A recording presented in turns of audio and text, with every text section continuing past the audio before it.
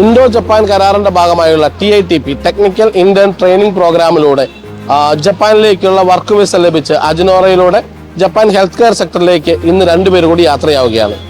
Japan പോലുള്ള രാജ്യത്തേക്ക് പെട്ടെന്ന് ഇങ്ങനെ ഒരു റിക്രൂട്ട്മെന്റ് നടക്കാന്ന് പറയുന്നത് സ്വാഭാവികമല്ലാത്ത ഒരു സാഹചര്യത്തിൽ അജിനോറയിലൂടെ ഇങ്ങനെയൊരു കാര്യം സാധിക്കാൻ പറ്റിയതിൽ ഞങ്ങൾ ഒരുപാട് അഭിമാനിക്കുന്നു. ഹായ്, എൻ്റെ പേര് അശ്വിനി. ഞാൻ പത്തനംതിട്ട ജില്ലയിൽ നിന്ന് വരുന്നു. ഞാൻ റംസി, തൃശ്ശൂരിൽ നിന്ന്.